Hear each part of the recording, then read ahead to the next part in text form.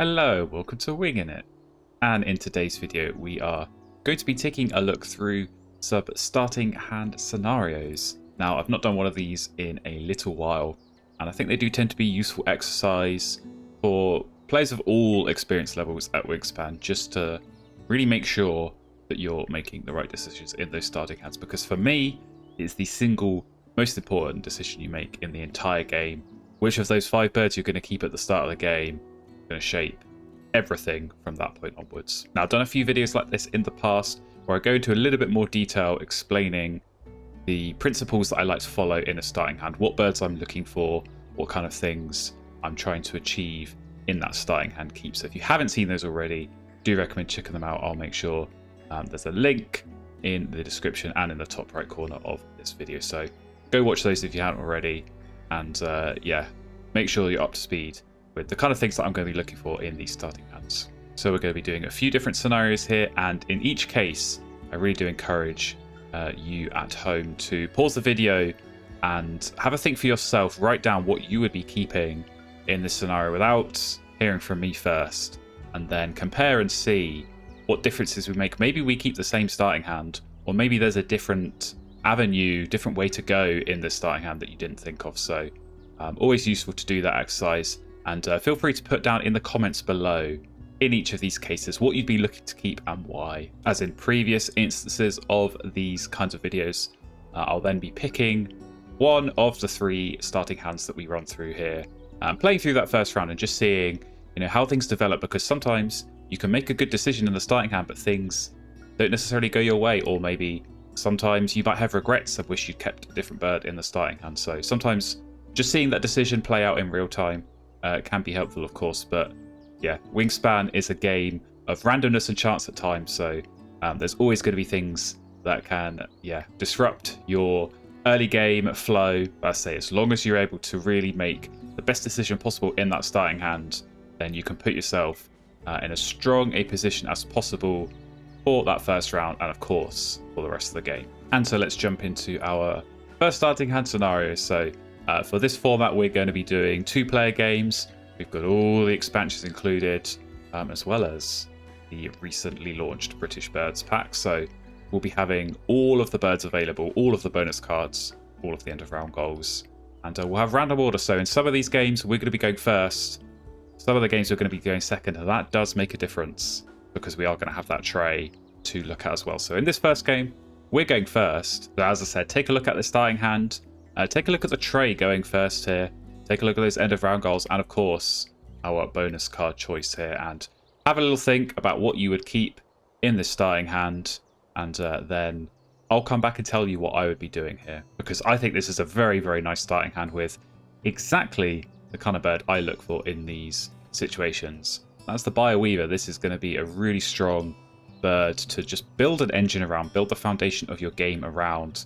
With that strong brown power, tuck up to 3 cards from your hand behind this bird, and if you tuck at least 1, lay an egg on this bird. So you're getting off habitat resources, you're getting eggs, which are so important in these games on the Oceania boards, outside of the grasslands. So very, very nice power there.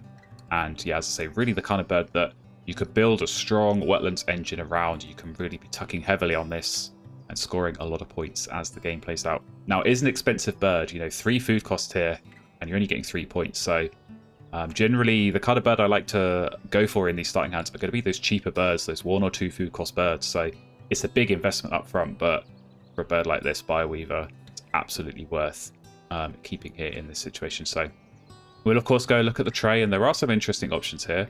I think that Black Woodpecker can sometimes be good to go for in a starting hand. Again, it's an expensive bird, but it can pay for itself with that strong brown power, getting all the worms in the bird feeder. So potentially, if the bird feeder is set up well for that in the early game, you can go for that. And yeah, get yourself some extra food to help you play those expensive birds. So we'll take a look at our bonus card, of course, as well. And yeah, a couple of slightly interesting options here. I mean, Behaviorist is always a tricky one to go with, but has a very high ceiling, and I think especially works well if you are going for a single habitat engine, in this case being the wetlands. If we fill that wetlands, brown powers with the Buyer Weaver and friends, we can then play those white power birds, teal powers, pink powers, yellow powers in the other 2 rows, and really stack up points here. So I think I'd be looking to keep the Behaviorist. And yeah, honestly, I probably would just be keeping Bioweaver here. I think there is a case to be made. Maybe you could consider going Hawfinch. Quite a nice early game brown power to get in, get some food going, and then go with the Bioweaver. Support that. Can depend on the feeder. Sometimes there are some nectar there, so that would certainly help in a world where you wanted to play the Hawfinch and yeah, take some food and then play the Bioweaver. But as I say, I think here I'd be keeping it simple. Go Bioweaver. And do that digging, because I know, if I'm drawing good birds, great, I can look to play those alongside that. And even if I'm not, I'm scoring 3 points each time, and I know I'm going to find something good before too long. And I could always look at spending some of that food on resetting the tray if the options are not to my liking. So that's what I would do. And as I say, let me know in the comments, would you do the same? Would you do something different in this starting hand situation? Okay, it's time for our second starting hand of the video, so we'll jump into this one. We'll take a look at the birds we have to choose from. We'll review the tray, of course, as well. We are going second here, so maybe less of a factor, but still important to take that to consideration. And we'll take a look at our bonus cards as well. So as before, pause the video and have a think what you would be doing here in this starting hand situation, and then we'll come back and review it from my perspective. So alright, what would I be doing here? Well, lots of brown powers, which is always good. You want brown powers, I think, in the early game. But none really too inspiring, unfortunately, here. I think, wetlands, birds, card access is always important. We've got a couple of wetland brown powers here, but neither of them really incredibly amazing in this situation, and not necessarily ones I'd want to be keeping, but maybe ones I'd have to be keeping here in this situation. Now, I think the tray can be relevant here because there is a bird in the tray that I actually quite like for the wetlands, being the bearded reedling. So quite unassuming teal power, and yeah, not what I really see played too much, but I think it can work really well. If you get it down round one, make sure you get eggs down in the same column in the other two habitats, and then you can just get eggs for the rest of the game through that bearded reedling. You get 2 eggs each round, which, as we talked about before, being able to get eggs on these Oceania boards, so important. And yeah, in the absence of any other really good wetland bird, I think bearded reedling could certainly be a choice here. In terms of the rest of the hand, I mean, I don't mind this laughing thrush. I think it's not a great bird, but it's 3 different foods, so it's easy to get down early, and it will at least help get some food through in the forest. So being able to have that tucking power as well, you're scoring a point, and in addition to the 2 food you're already getting in the forest, you're getting a 3rd here. So it can definitely help out and save you some turns. Do think the bonus card is a little bit tricky. I don't like these data analyst bonus cards and breeding manager. I'm sorry, but that is never going to be an option here on these Oceania boards where, yeah, I'm going to say it again, you're going to struggle for eggs in general. So I think probably I'd be going for the data analyst. And honestly, bearded reedling, it is quite a small bird, probably one of the smallest wetland birds that you could find. So if I can get my hands on that, I would certainly look to build something around the data analyst. But yeah, aside from that, I think the laughing thrush feels like a keep. I think budgerigar would be my backup option if I can't get the bearded reedling. That can go in the wetlands. But if I do get the bearded reedling, well, I can always just tuck that for some more food with the laughing thrush and go from there. So as I say, I think this would be my keep. Not the strongest starting hand, but sometimes you're going to get these kinds of hands where it's not obvious and it's quite tricky, and these can be the really key ones to make sure you're making the best decisions possible. So yeah, as before, was that the same as what you thought of? Was that a different idea? Let me know down in the comments, and we'll jump into our 3rd and final starting hand scenario for this video. And all right, here we go into our 3rd and final starting hand scenario of this video. Let's jump in, see what starting hand has in store for us. Obviously take a look at those 5 birds, but take a look at the tray as well, because we will be going first in this one, so that could influence our decision making somewhat. And we'll check the bonus cards, of course, as well. So as before, have a think about what you would do, pause the video, then come back, see what my decisions are going to be with the starting hand. And yeah, this is definitely an interesting starting hand to choose from. We've got not a lot of great brown powers, but we have got some cheap birds, and we have got some birds that are particularly good to play in the early game. Most notably, this mask lapwing can be an absolute game changer in the first round. being able to play that for just one food and get a bunch of food through. From that power, being able to potentially get up to 6 food, really, really strong start, can absolutely save you turns. And I think especially in a starting hand like this, where the forest options, the food gaining options are not really there, this kind of bird could be an absolute game changer. Worth noting as well, does help that first end of round, got white no powers. Not always easy to qualify for, not always easy to score points on, so could be getting some additional benefit from that. Now, aside from the lapwing, not really too much interesting to go for, which is where I'd really be looking at the tray here, because common grackle, that is a bird to build around. That is not quite as good as the bioweaver that we looked at before, but still getting tucks, getting eggs outside of the grasslands. This could be such a strong one to put in the wetlands. Just go digging, go drawing cards, score points, get those tucks and get those eggs, and just have a great time. So I would certainly be looking to play that in the wetlands. And honestly, I'd be looking to go with this butcher bird as well. Now, it's a pretty solid point scorer. It's quite expensive and not super high in points, but we do have the Rodentologist bonus card, which is one of the strongest bonus cards in the game. Very, very nice one. Very easy to play, lots of birds for this. It stacks so well. You can score upwards of 8, 10, 12 or more points sometimes with a bonus card like this. So I think those are the two I'd be looking to keep. We can go with the grackle and the butcher bird in the wetlands. And get something strong here. And do you know what? I think this is the hand that we're going to go with. This is the one I'm going to try out for this game, this first round at least, and see how it plays out. So, yeah, we'll go with the butcher bird. We'll go with the lapwing. We'll lock that in. And going first here, as I say, we'll be able to go and grab this common grackle. Now, could be looking to spend the nectar here, obviously, to draw 2 cards, but I think every piece of food is going to be crucial in this early game. And I know I'm going to be drawing a lot, so I should be able to get the extra cards if I need. So I'm just going to pick that up on its own. We're going to reveal another nice one, yellow-headed blackbird. So the AI is unfortunately not going to pick that up because, yeah, I'm not sure they really know what they're doing here. But we'll crack on anyway. And, yeah, I think, to be honest, get the grackle into the game without much thinking. So play that, get ready to go. And we can do the lapwing as well with the nectar. So I think, yeah, that'd be my next move here. Play the lapwing, get that in the game with the nectar. What do we get on the reroll? We're going to get the full complement, 6 food. So yeah, what a game changer that is. In a situation where we have no forest, we have no food generation, and I'd only really be able to get 1, maybe 2 food in a single turn. I just got 6 all at once. Now, another situation here, maybe look at my opponent. What are they doing? Because they're playing Savvy's Warbler, which is going to give out some free cards, so that is going to make things interesting. And honestly, might make me go and look at this yellow-headed blackbird, because, yeah, we're going to be tucking lots. And we should be able to do that with the extra cards coming on through. So we'll go ahead and pick up another bird. Honestly, short-toed tree creeper, I don't mind that. That could be a fun one to play in the forest, but I'm going to go all in on the wetlands here. We need to tuck. We need to get the egg. For tempo purposes, just to get our engine going a little bit more quickly.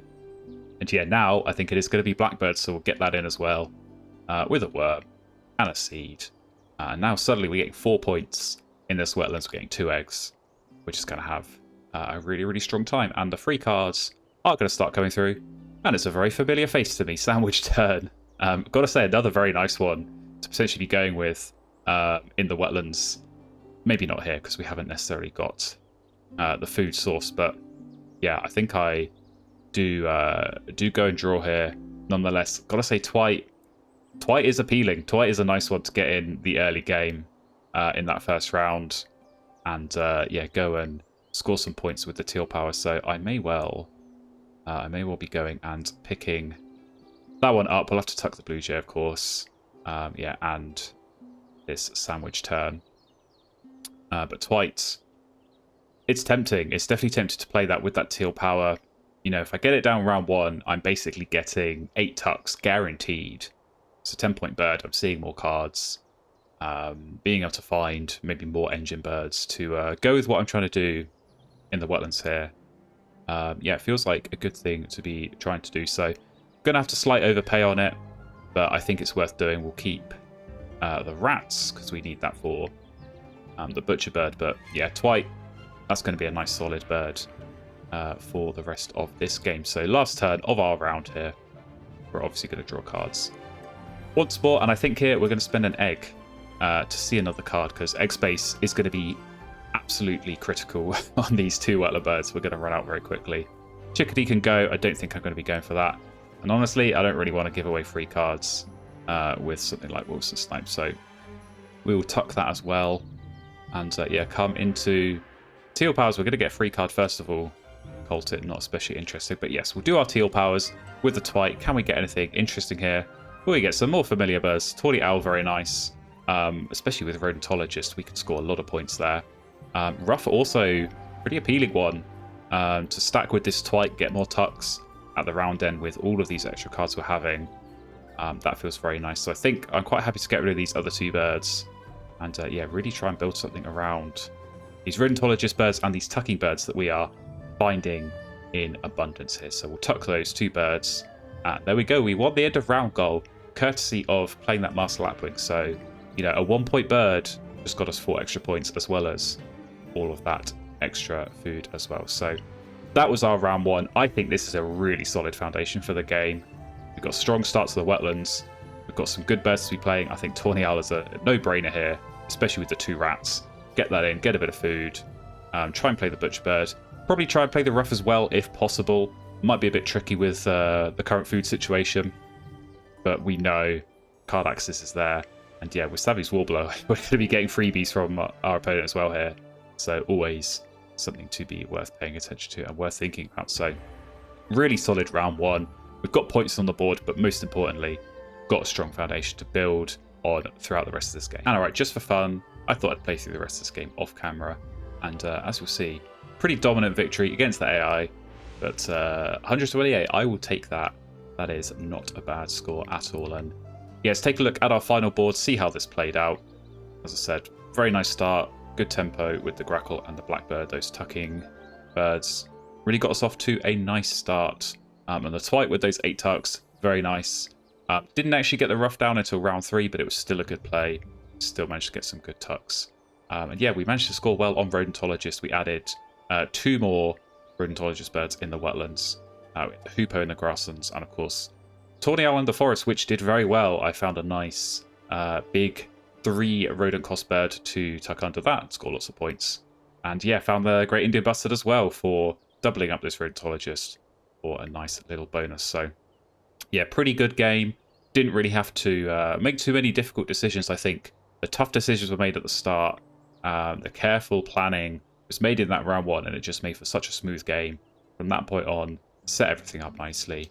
And, yeah, helped to score very well and have a very fun game here. So there we go. Those were 3 starting hand scenarios that hopefully you took something from. Hopefully you're able to learn something in this video. Always good practice to be doing these kinds of starting hand scenarios, and I do highly recommend taking your time, especially if you're new at this game, really carefully thinking, exploring all the avenues possible in a starting hand situation, making sure that you're making that right decision, because it can have massive knock-on effects throughout the rest of your game. If you make a poor decision at the start, it's going to take a lot of time, a lot of effort to recover from that through the rest of the game. Whereas if you make a good decision, get yourself off to a solid start, as we've seen here, you can have a really nice game and not have too many difficult decisions to make from that point onwards. If you did enjoy this video, please do consider leaving a like and subscribe if you aren't already, to stay up to date with all the future videos on this channel. There's going to be lots of gameplay